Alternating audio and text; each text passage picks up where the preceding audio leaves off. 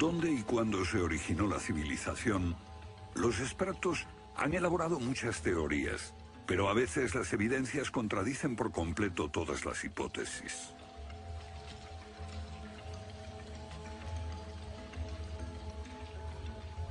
Bajo el suelo congelado de Siberia se han encontrado especies animales extinguidas por un repentino cataclismo global, como el mamut gigante.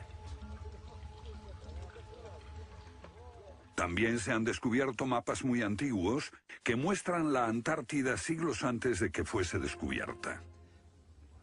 Este mapa tiene centenares de años y describe la auténtica configuración de la Tierra de la reina Maud, que está oculta bajo 1 kilómetro de hielos, y su configuración real no se conoció hasta 1949.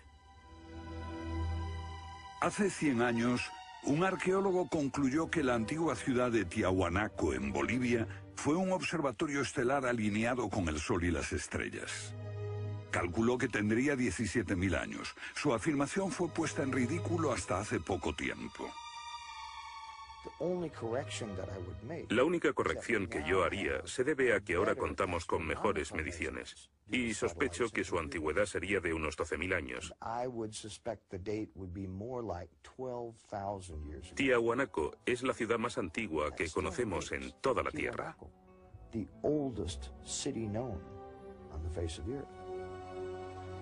Los geólogos han descubierto que la gran esfinge de Gizeh en Egipto ha resistido siglos de lluvias incesantes, pero estas lluvias solo pueden haber tenido lugar miles de años antes de los faraones. ¿Fue construida la esfinge antes de los comienzos de la civilización? Lo que se pone en cuestión es la historia completa de la civilización. Puede que no haya ido en línea recta desde los estúpidos cavernícolas hasta los hombres tan listos de hoy con sus bombas atómicas. A veces, las pruebas que se hallan rompen todas las reglas. En este documental entrevistaremos a personas que están juzgando meticulosamente esas evidencias y elaboran nuevas teorías que pueden cambiar nuestra idea de la civilización humana. Esta enorme cara fue tallada por los antiguos olmecas de México. Se cree que tiene al menos 2.000 años y es inequívocamente africana. Sin embargo, se supone que los negros no llegaron a América hasta después de Colón. En su libro De la Atlántida a la Esfinge, el escritor Colin Wilson recoge indicios de lo que él y otros creen que son los rastros de una avanzada cultura anterior al comienzo de la historia.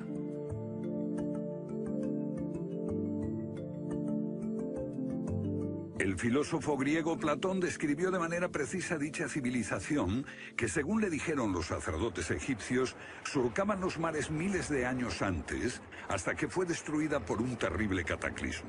Platón la llamó Atlántida.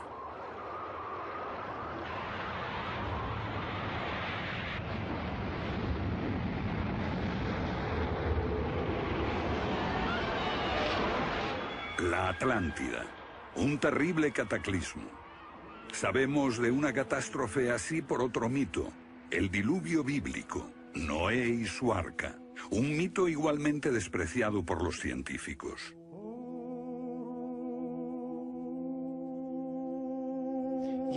Cuando rechazan el diluvio bíblico y a Noé y el arca como una fábula, los científicos están ignorando el hecho de que hay cientos de mitos de diluvios en todas las culturas, aparte de las narraciones de Mesopotamia y de los hebreos, que dicen lo mismo sobre un desastre planetario que virtualmente borró al género humano antes del comienzo de la historia conocida.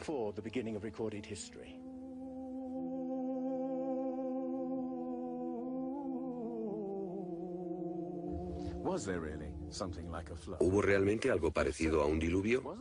Y si así fue, ¿existió una civilización anterior a todas las otras? Digo una civilización, y no la Atlántida.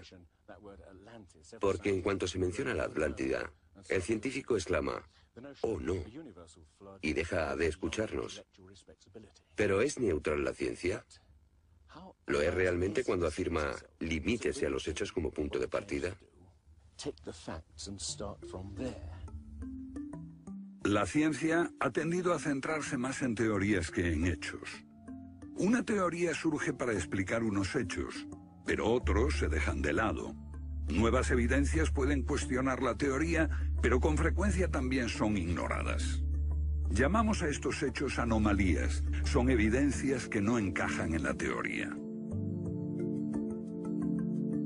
En su polémico libro Arqueología Prohibida, los científicos Thompson y Cremo muestran lo que ocurre cuando una evidencia contradice las teorías científicas. En los últimos 150 años, los arqueólogos y antropólogos han enterrado tantas evidencias como las que han desenterrado, literalmente. Básicamente estamos ante lo que llamamos un filtro del conocimiento. Este es un rasgo fundamental de la ciencia y de la naturaleza humana. La gente tiende a filtrar cosas que no convienen. Cuando los científicos ven que algo no se ajusta al paradigma aceptado, tienden a eliminarlo. No se enseña, no se discute, y la gente ni siquiera se entera de ello.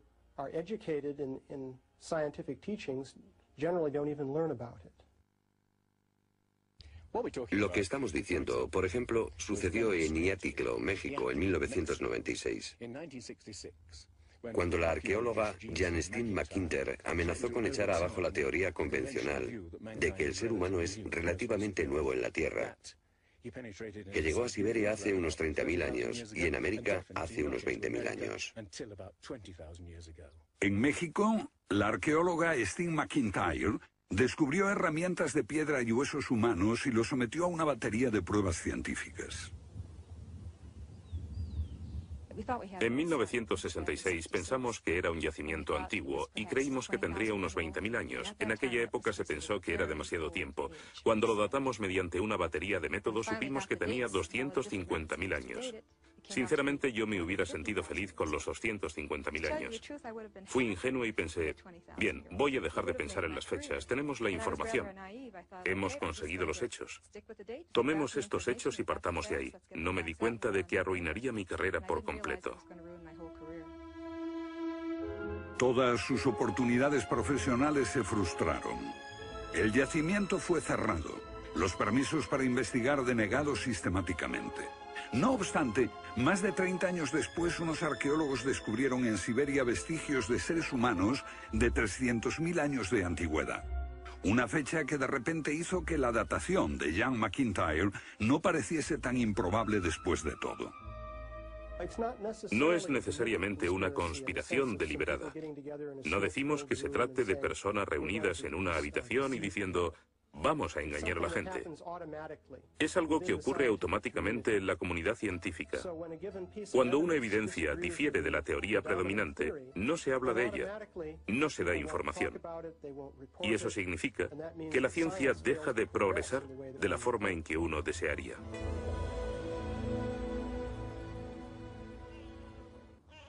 ¿La ciencia está pasando por alto evidencias de un pasado que hemos olvidado? ¿Pueden ser ciertos los mitos que nos hablan de la existencia en este planeta de civilizaciones que desaparecieron miles de años antes de que comenzase la historia registrada? Una nueva clase de investigadores está estudiando las anomalías que la ciencia tiende a descartar. Se plantean preguntas que pueden cambiar nuestro concepto sobre la historia humana. La fortaleza inca de Sacsayhuamán, de edad indeterminable y construida por gente que carecía de metales duros o de cemento, que no conocían la polea, ni la rueda, ni la grúa.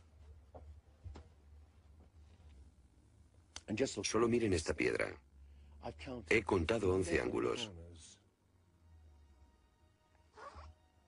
Debe pesar más que 200 coches juntos y revela la increíble habilidad de la gente que la hizo. Y también algo más.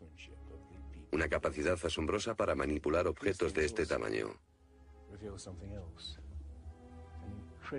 ¿Cómo diablos las levantaban? Bolivia. Las misteriosas ruinas de Tiahuanaco. La misma habilidad manual, una capacidad de construcción que resulta inexplicable. Las piedras están perfectamente ensambladas. Intentemos insertar una aguja en cualquier punto de las junturas. La aguja no entra.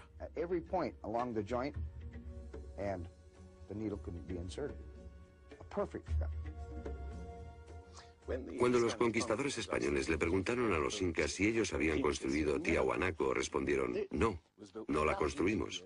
Se hizo miles de años antes de que viviéramos nosotros. La evidencia muestra que fue erigida por una civilización avanzada. Un descubrimiento casual nos lo revela. Los bloques de construcción de Tiahuanaco no están pegados con cemento. El que separa estas piedras descubre el inesperado brillo metálico que las mantiene unidas.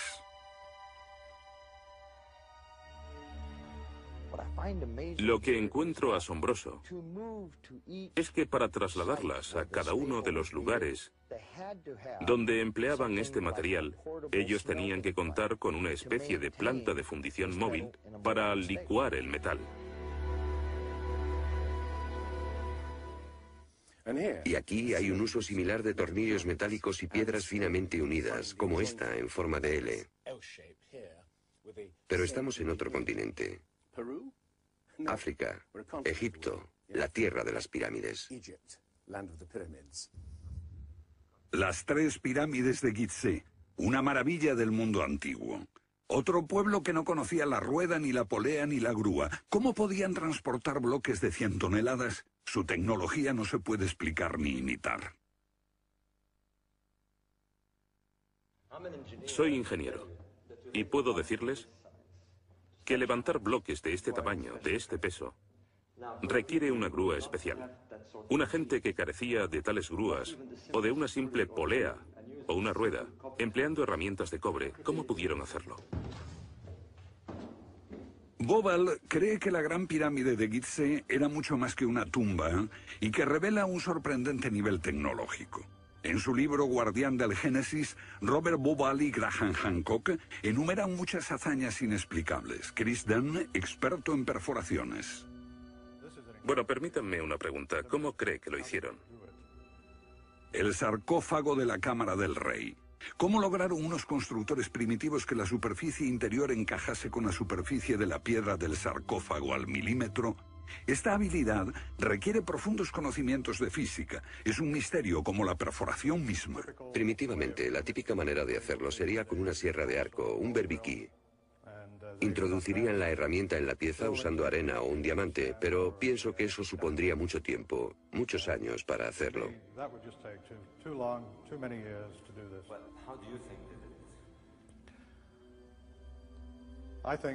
Creo que debieron haber usado herramientas más potentes. Hoy, para perforar esto, tendríamos que hacerlo a una velocidad de 6-10 milímetros por revolución de taladro en el granito. Ellos lo hicieron más rápido de lo que lo haríamos nosotros.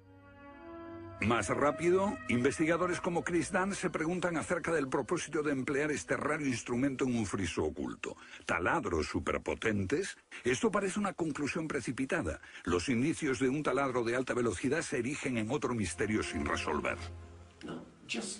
Ahora miren esto. La increíble precisión de la mano de obra. La total suavidad de las paredes en esta supuesta tumba para bueyes sagrados. Y que implica un alto nivel de destreza. Por supuesto, eso podría explicarse en términos de cientos de obreros puliéndolas durante 10 años seguidos. Pero, si hablamos del misterio de los vasos egipcios, no como este vaso de arcilla que acabo de comprar, sino vasos hechos de alabastro, basalto e incluso diorita, que es la piedra más dura de todas.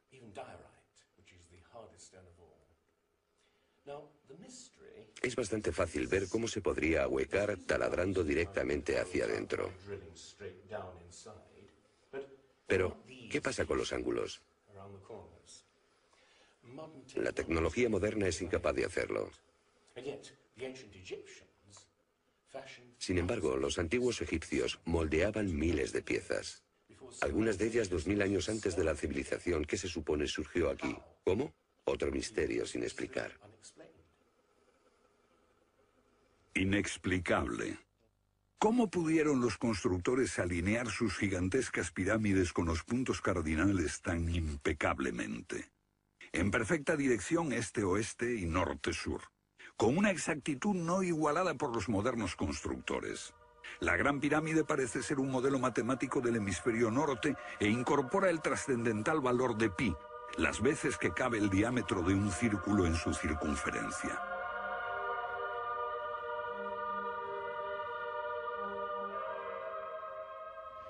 Está claro que lo que aquí tenemos es un avanzado sistema de matemáticas y tecnología, en un tiempo que no conocía su existencia. Para lograr estos resultados, los antiguos constructores tenían que usar un eclímetro de 52 grados. Cualquiera otro no valdría. Pero no solo los egipcios conocían el valor pi. Ese valor también está representado en la pendiente de esta pirámide y en el extraño ángulo que le dieron sus constructores, en Teotihuacán, México, el lugar que los indios llamaban Ciudad de los Dioses.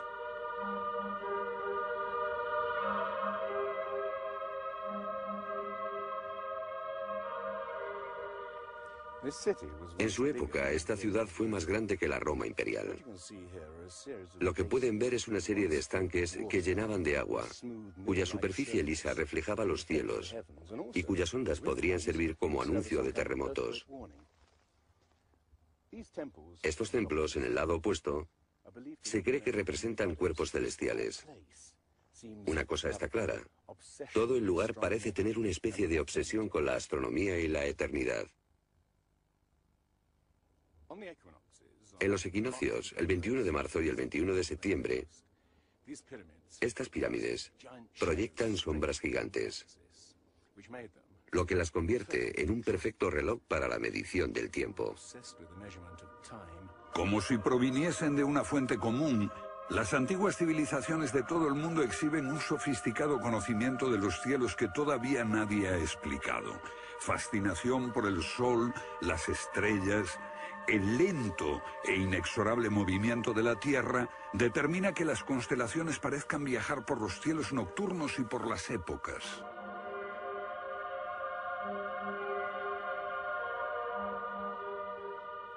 Según los estudiosos, los antiguos egipcios no tenían un gran conocimiento de la astronomía. Pero en el templo de Dendera hay muestras de su sofisticado conocimiento del cielo. Miren las constelaciones del zodíaco: Leo, Tauro, Piscis. Y aquí, la constelación de Orión. Bauval cree que la astronomía es la llave de muchos misterios de las pirámides. Los antiguos egipcios veían en la constelación de Orión a su dios Osiris, señor de los muertos y la vida ultraterrena. Bauval halló el reflejo de ese dios en las pirámides de Gizeh.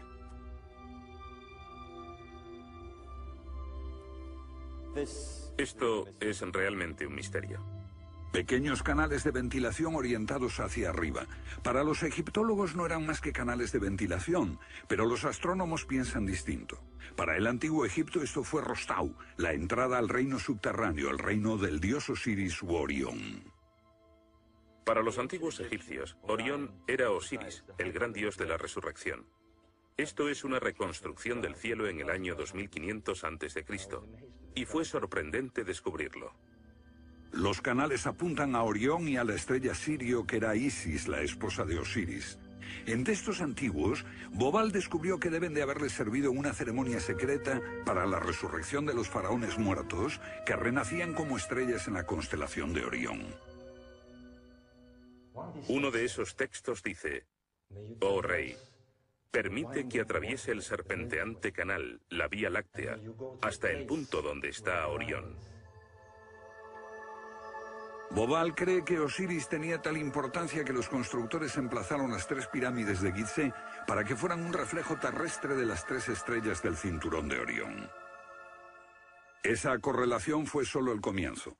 Bauval descubrió que los antiguos habían dado nombre de estrellas a otras dos pirámides próximas. Esto le hizo entrever un plan más amplio y quedó perplejo. La constelación de Orión, el dios Osiris, estaba en el cielo y en la tierra.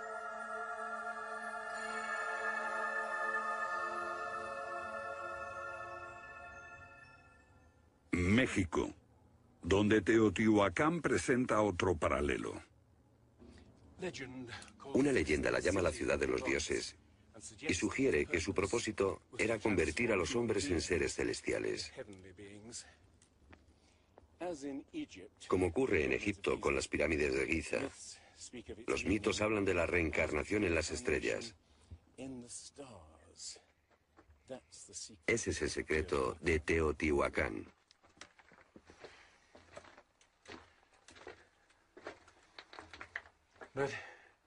Pero esta pirámide presenta otro enigma mayor. Cuando se excavó por primera vez en 1906, se halló una enorme capa de mica. Ahora sabemos que la mica se usa como aislamiento eléctrico. No tenemos idea de para qué la utilizaban ellos. Lo que resulta aún más extraño es que la mica procede de Brasil. Imaginemos el problema de trasladar toda esta mica a más de 2000 kilómetros de distancia. ¿Cómo? ¿Con qué finalidad? No tenemos ni idea. Tiahuanaco, Bolivia. Otra cultura perdida revela la misma fascinación por el sol y las estrellas. Hace 100 años, el arqueólogo boliviano Poznański observó que en el primer día de primavera el sol salía exactamente por el centro del templo. Fue el inicio de un gran descubrimiento. Poznański descubrió que este templo era un observatorio, un gran reloj para medir la progresión del sol. Y podemos utilizar ese alineamiento astronómico para datar el lugar. Durante el año el sol sale cada día por un punto diferente del horizonte. El primer día de primavera un observador vería salir el sol exactamente en el centro. Estudiando el esquema de Poznański, dedujimos que en los primeros días de invierno o de verano el sol saldría por encima de las piedras angulares. Pero no fue así. Los arqueólogos actuales dicen que los constructores cometieron un error de cálculo. Después de observar la perfección con la que se construyó este sitio, con piedras de 100 toneladas, sugerir que los marcadores del solsticio están mal alineados me parece increíble. Neil Stide hizo una completa verificación de los cálculos de Poznański. Midiendo el ángulo de las piedras angulares y comparándolo con las posiciones actuales de salida del sol, Poznański calculó que Tiahuanaco fue construida hace 17.000 años. En ese tiempo, la inclinación del eje de la Tierra era ligeramente distinta de lo que es hoy en día, y el sol habría salido directamente encima de las piedras angulares.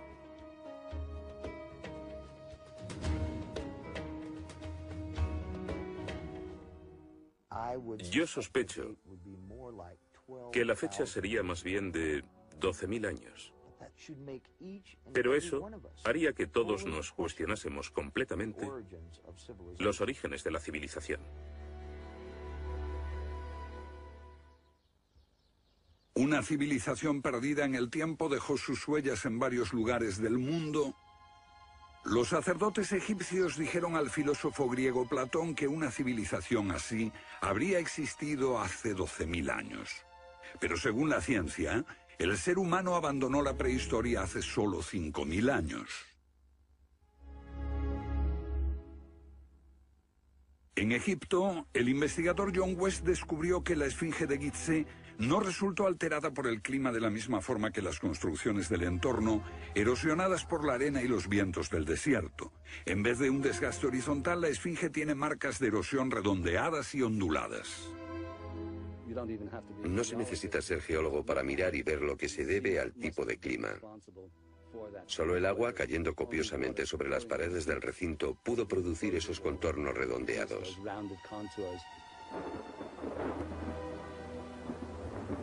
¿Agua en el desierto del Sáhara? Ciertamente no en tiempos de los faraones. Para eso hay que trasladarse a finales de la era glaciar. Unos 10.500 años antes de Cristo, miles de años antes de que existiesen los faraones. ¿Pero por qué entonces la esfinge tiene cabeza de faraón?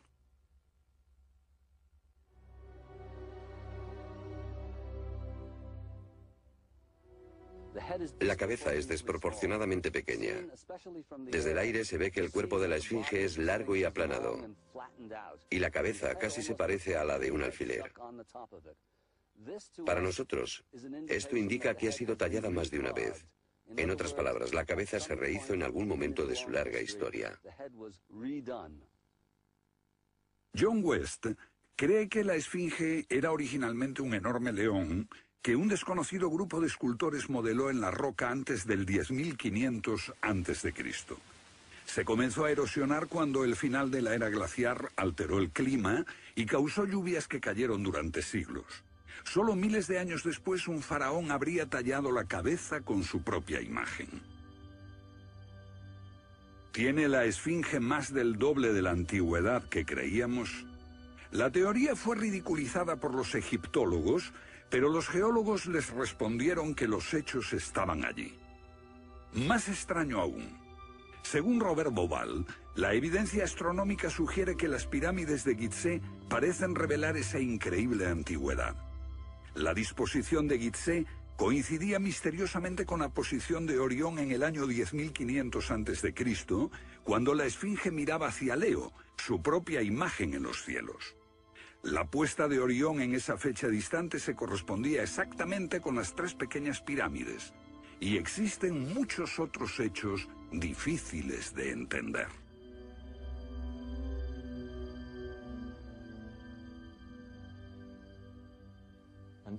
Esto coincide exactamente con las ideas que se desarrollaron tras los análisis geológicos de la esfinge. Dos ciencias sólidas indican que la esfinge podría remontarse al año 10.500 a.C.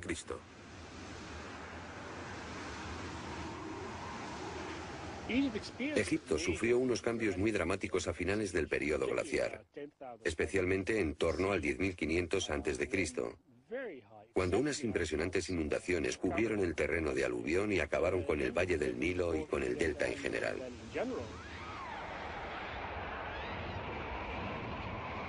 «10.500 años antes de Cristo, un periodo de inundaciones.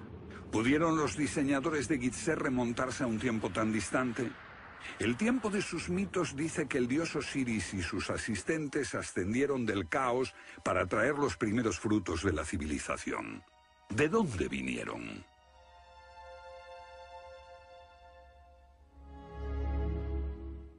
Un dios muy parecido fue el señor de la antigua Tiahuanaco en Bolivia. Aquí, en esta misteriosa ciudad de Tiahuanaco, era el dios que ellos adoraban. Alto, con barba, descrito como blanco, Viracocha llegó en tiempos de caos y destrucción, atravesando los mares para llevar a la raza humana una especie de renovación. El dios blanco Viracocha. En México conocido como Quetzalcóatl, que llegó con otros para traer los primeros frutos del conocimiento. Su símbolo está por todo Teotihuacán. La serpiente emplumada, símbolo del enigmático dios Quetzalcóatl que llegó desde el este después de tremendos cataclismos para traer la civilización a esta parte del mundo. ¿Pudieron dioses como Osiris, Viracocha y Quetzalcóatl haber sido personas reales que llegaron de muy lejos? ¿Eran supervivientes de un cataclismo que destruyó sus hogares y su civilización? Ahora la pregunta que nos hacemos es esta. ¿Existió una remota civilización, hasta ahora sin identificar, que llegó a Egipto, México y Sudamérica? ¿Y que dejó su impronta en un cuerpo de conocimientos, por difícil que sea de discernir? Tomados por separado, acepto que los datos aislados revelan poco, pero consideremos juntos todos esos elementos comunes. Ambos lugares tienen enormes pirámides, alineadas exactamente con los puntos cardinales, e incorporan avanzados conocimientos matemáticos. Ambas culturas demostraban un asombroso conocimiento de astronomía, expresado en los grandes monumentos sagrados que erigieron. Aunque no conocían ni la polea ni la rueda, ambas pudieron hacer construcciones con enormes piedras finalmente ensambladas en un estilo único, con ángulos en forma de L y tornillos de metal. Y ambas utilizaron el proceso de la momificación para preservar y honrar a sus muertos. Aquí se halló una nueva y asombrosa pista cuando la doctora Balabanova, de la Universidad Alemana de Ulm, descubrió que muchas momias de Egipto contenían cocaína y nicotina, naturales de Sudamérica. Tengo una cantidad de cartas insultantes. Dicen que todo esto no tenía sentido, que yo fantaseaba, que era imposible porque estaba comprobado que antes de Colón esas plantas no existían en ninguna parte del mundo, excepto en América. Pero su investigación se repitió con cientos de momias y no quedó lugar a dudas. En un pasado remoto, unos navegantes atravesaron el mar e influyeron en las culturas a ambos lados del Atlántico. La idea está sugerida incluso por lo que no está allí. México, la antigua cultura de los mayas. Los sacerdotes mayas tenían tablas para predecir los eclipses de sol y de luna. Pero hay algo muy extraño. No conocieron nunca el simple principio de la rueda. Podían visualizar la eternidad pensando en millones de años, pero jamás aprendieron a pesar un saco de grano. Esta compleja civilización murió finalmente porque no supo desarrollar métodos de agricultura para alimentarse. Lo que estoy sugiriendo es... ¿puede que ellos heredaran una parte específica de su conocimiento de una civilización anterior, mucho más sabia? Un contacto. A veces la evidencia está ahí para que la veamos todos. Los antiguos olmecas en México pusieron a sus soberanos caras africanas. ¿Qué les parece esta? Tallada por esos mismos olmecas. Es genéticamente imposible que un indio tenga barba, pero aquí está la cara de un blanco caucasiano, esculpida 2000 años antes de que los españoles llegaran al Nuevo Mundo.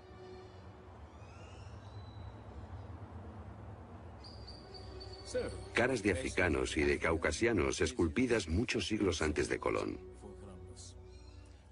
¿De dónde vinieron? ¿Cómo llegaron aquí? ¿Cómo influyeron en la más antigua cultura de América Central, en la cultura madre de México? Lo que todos los arqueólogos saben es que de pronto se materializaron alrededor del 1500 a.C. Esta gente, cuya expresión característica era la de esculpir enormes caras de piedra, cabezas de caucasianos y africanos que parecen haber salido, no se sabe de dónde.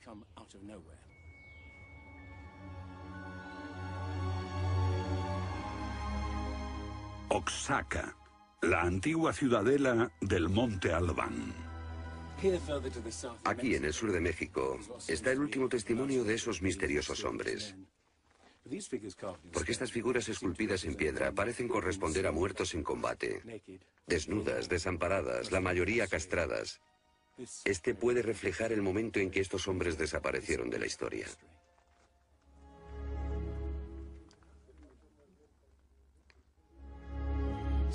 Entonces, ¿hubo una compleja civilización de navegantes que cruzó el Atlántico siglos antes de Colón? Pero tenemos otra evidencia. Estos son viejos mapas que sugieren que los antiguos marinos tenían un conocimiento de la Tierra que nunca se ha explicado. Un puzzle para los científicos de este siglo. En 1513 el almirante turco Piri Reis cartografió parte del mundo que nadie había visto hasta entonces. Colón solo exploró la zona del Caribe. No bajó a esta zona de Sudamérica, hasta la Antártida. No estuvo nunca por esa zona. Pero estos mapas muestran todos estos detalles con gran precisión, antes de que cualquier explorador europeo llegase a esas regiones. Este mapa, de muchos siglos, describe la configuración real de la tierra de la reina Maud, que ahora está sepultada bajo 1 kilómetro de hielo. Y su forma precisa no se determinó hasta 1949. Inexplicable. Los cartógrafos han meditado mucho sobre la extraña proyección cartográfica utilizada en el mapa. Hallaron un parecido con el que utiliza un moderno submarino nuclear que hace mediciones del mundo mientras se aleja de un punto de referencia. En este caso, el centro está en Egipto. ¿Es ese el hogar de los antiguos cartógrafos? El mapa muestra exactamente esta parte del mundo, pero hay más. Para mí el aspecto más significativo del mapa de Piri Reis es que describe exactamente la longitud. Algo que los europeos no fueron capaces de hacer hasta el siglo XVIII. La longitud. Esa historia comenzó en estas playas en 1707, cuando la flota inglesa navegaba por el Mediterráneo hacia Inglaterra. En aquellos días era bastante fácil determinar a qué distancia estaba el norte o el sur, midiendo el ángulo que el Sol y las estrellas formaban con la superficie de la Tierra. Pero no había técnicas para determinar lo lejos que estaba el este o el oeste. ¿Longitud? El almirante Sir Clutley Safell se enfureció cuando un marinero del oeste del país le dijo que estaba alejándose unas 20 millas del este y era probable que la flota naufragase en la costa. Cuando sus oficiales le dijeron que el rumbo era correcto, mandó ahorcar al marinero por insubordinación. En sus últimos momentos debió haber deseado no haberlo hecho.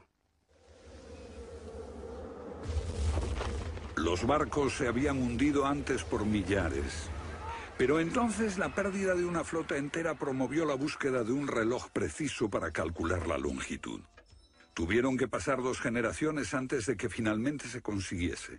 No obstante, el mapa de Piri-Reis ya mostraba un conocimiento de la longitud al menos 250 años antes. En el mapa de Piri-Reis se menciona el hecho de que se trate de una recopilación de muchas otras cartografías. Son copias de copias de copias. La mayoría de quienes los han estudiado creen que esos mapas proceden de los tiempos de Alejandro Magno, pero son incluso mucho más antiguos.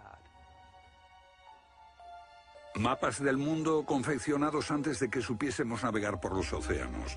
Técnicas de construcción inexplicables, un complejo conocimiento de las matemáticas y la astronomía. Si existió una tecnología tan avanzada capaz de dar sus conocimientos a los constructores de la Esfinge y a los pueblos de los Andes y México, ¿qué pasó con ella?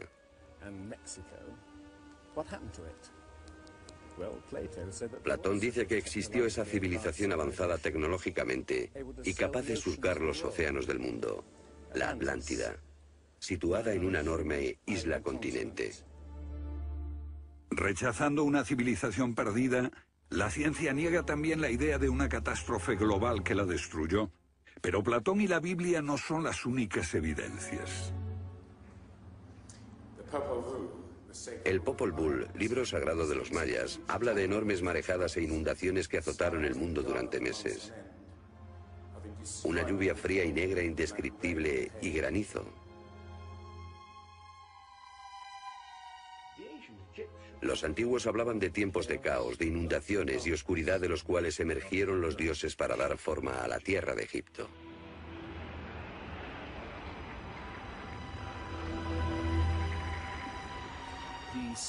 El disco solar de los aztecas se refiere a 4 ciclos de destrucción: por inundaciones, por fuego, por viento y por sangre y guerra. Y prevé el fin del mundo por un enorme cataclismo surgido de las entrañas de la tierra.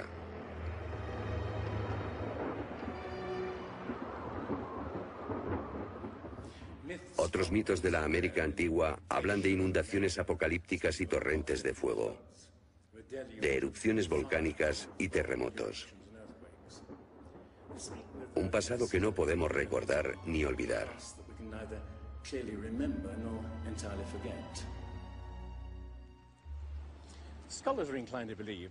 Los especialistas tienden a creer que el diluvio es una fantasía de los viejos poetas. Pero supongamos que los expertos se equivocan. Supongamos que una serie de terribles catástrofes naturales redujeron a nuestros ancestros a pequeños grupos que vivieron apartados y se esparcieron por todo el mundo. Lo que buscamos es una época que coincida perfectamente con los mitos. Igual que el zapato encaja en el pie de Cenicienta. Una pista. La fosa de Alquitrán en La Brea, California. Una inmensa sepultura de millones de animales que hoy se ha convertido en atracción turística. Bajo la superficie está el campo de petróleo del lago Salado. El asfalto brota por las grietas y fisuras como un papel cazamoscas y atrapa a los animales. Y encontramos aquí una increíble colección de especies atrapadas en los últimos 40.000 años.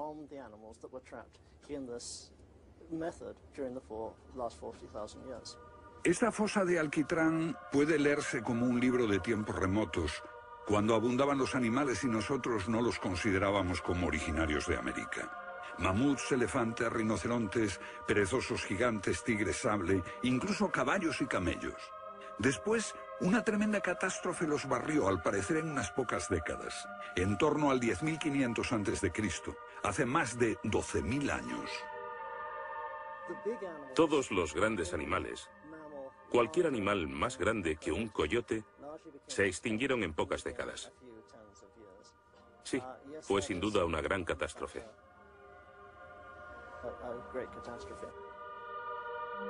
Un registro de la catástrofe.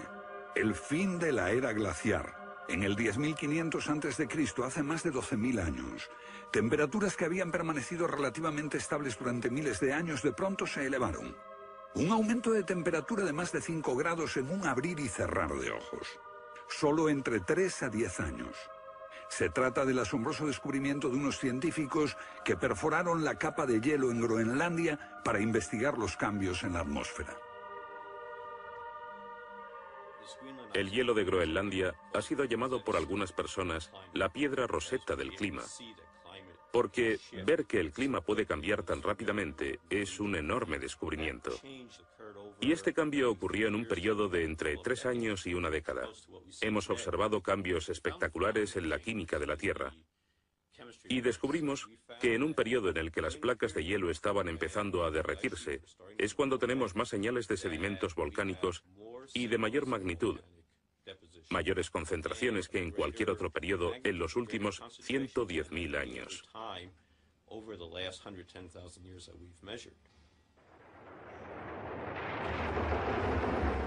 Un surgimiento de volcanes nunca visto, acompañado por desórdenes atmosféricos y gigantescas inundaciones.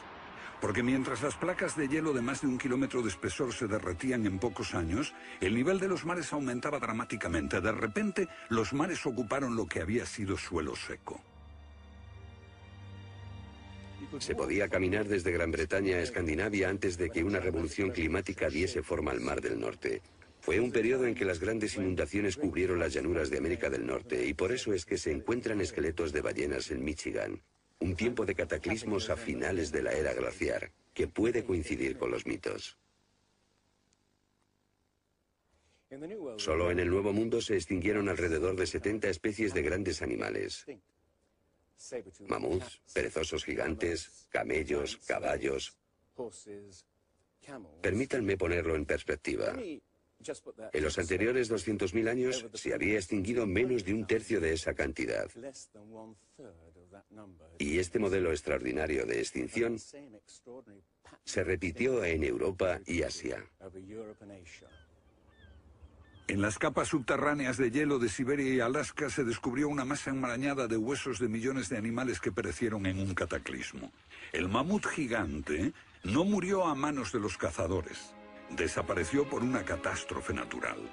A finales del siglo XIX, unos cazadores encontraron por casualidad el cuerpo de un enorme animal congelado. Después de ser desenterrado y transportado, se encontró que en el estómago tenía plantas pertenecientes a un clima templado y aún sin digerir.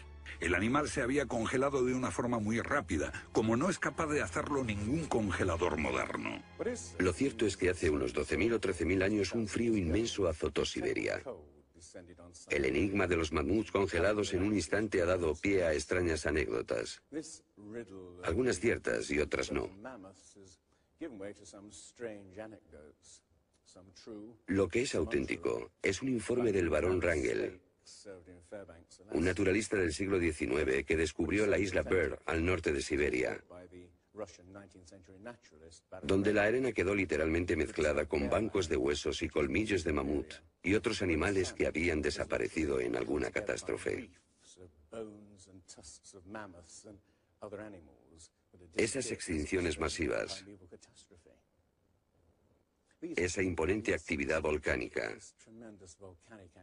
ese veloz derretimiento del hielo, parecen sugerir que hubo un cambio climático brusco hace 12.000 años. Hay algún factor desconocido que no logramos descubrir.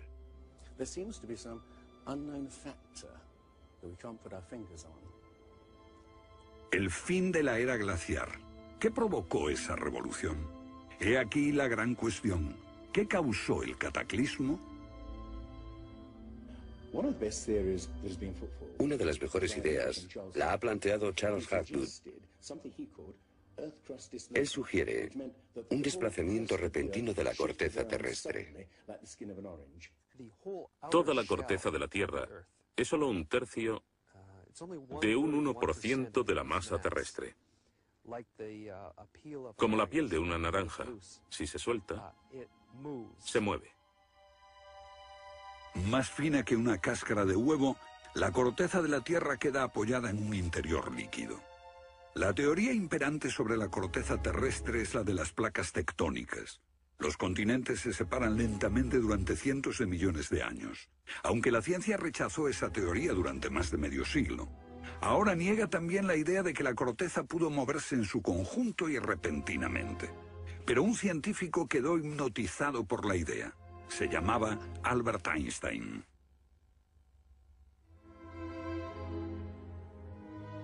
Esto es un resumen de lo que dijo. Cuando me encontré con el trabajo de Hapgood, quedé conmocionado.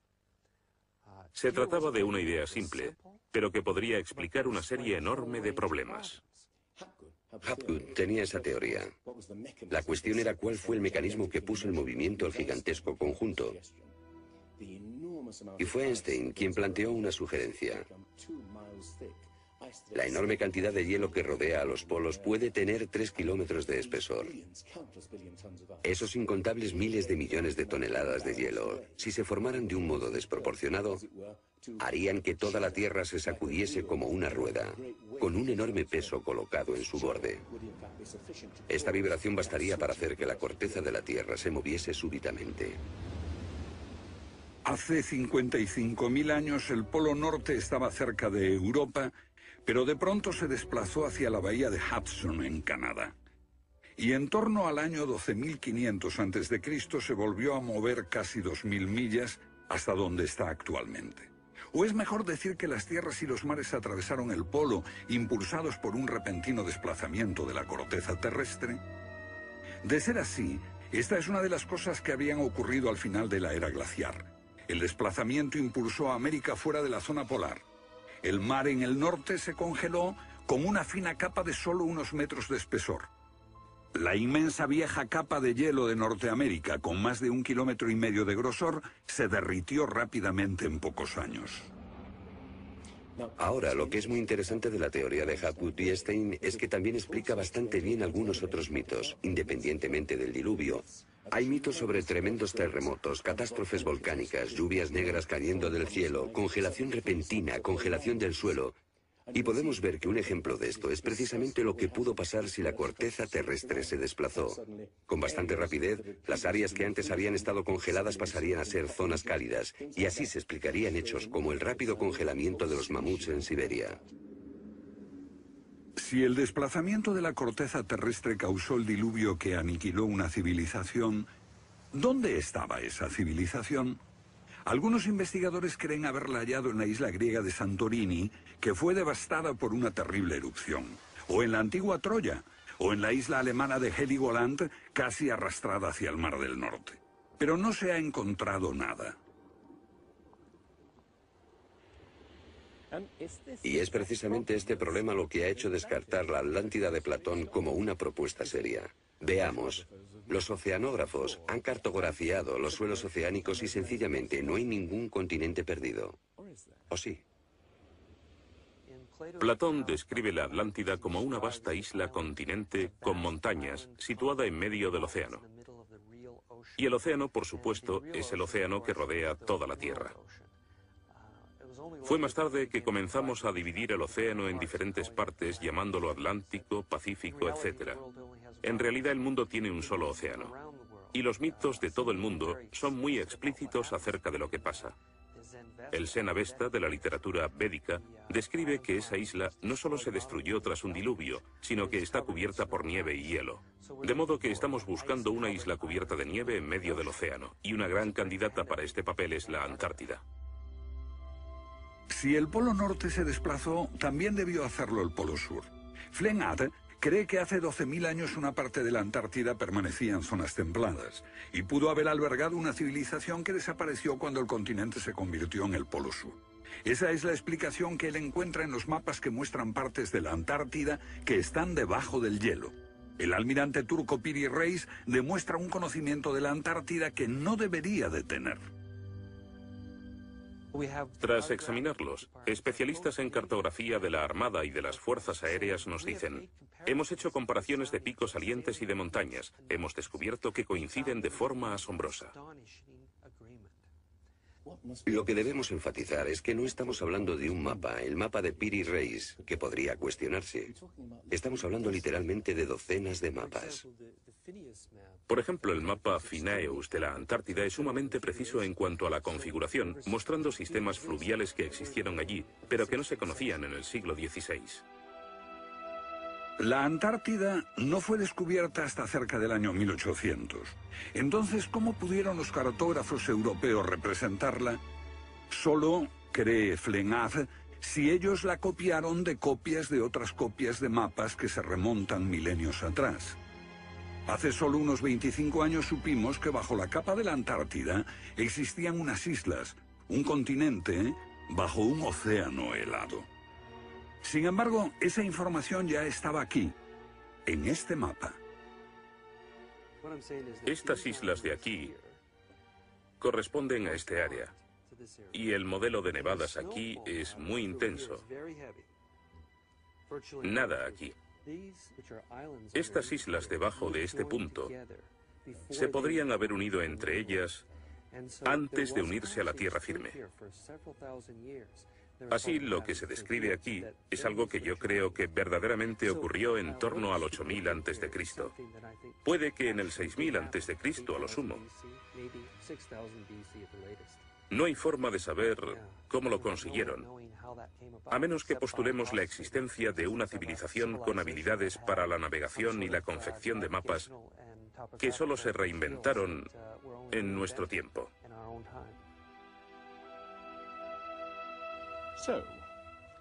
¿Fueron los comienzos de la civilización humana más remotos de lo que suponíamos? Puede que uno sienta que muchos elementos de esta hipótesis suponen conjeturas extravagantes que, vistas por separado, pueden ser todas discutibles. Pero si juntamos esas piezas, como las piezas de un puzzle, se empieza a ver que surge un modelo. Una civilización que se desvaneció y fue olvidada mucho antes de que comenzase el registro de la historia.